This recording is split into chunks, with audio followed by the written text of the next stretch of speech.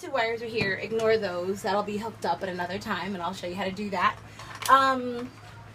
This panel box was existing, of course, and we had these huge breakers, which, notice when you're going to take a breaker off, make sure it's already off. This is a GE Power Mark Gold. You can see that up here. I'm so clumsy today. So basically you're going to be looking for GE breakers to fit it.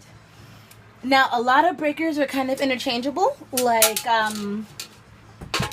most GE breakers. If you're going to get a full-size replacement, you can use Simon's, which is what we have here.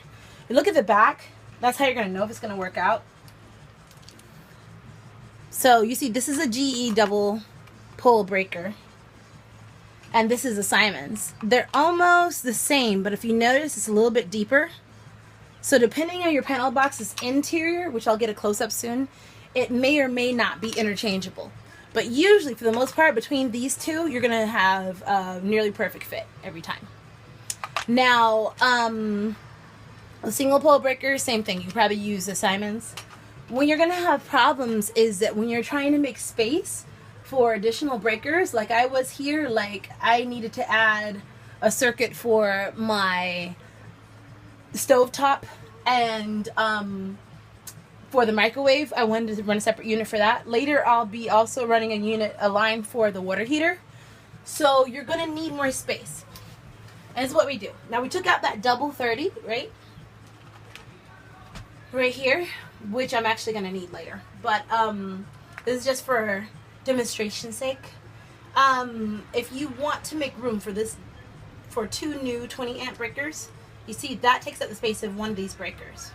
So what I would recommend, and put that back in, because the double pole breakers, you really need them to be on both poles, but a single breaker like this one, for example, you could turn off, take out, and then you have these two little ones, the two mini ones, that I have them hooked up already. But basically, it's going to be the same installation. So you're going to take out this breaker,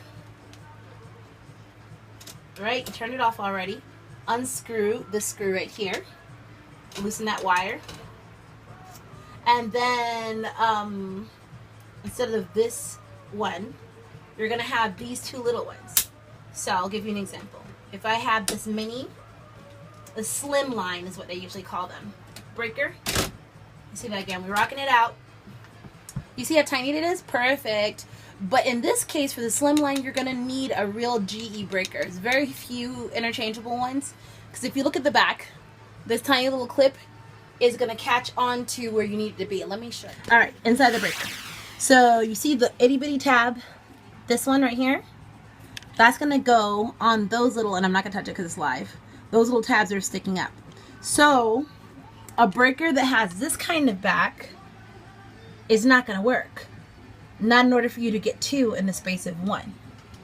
So now I've demonstrated that. So where that one breaker was, you see here, now you can replace it with two slimline breakers.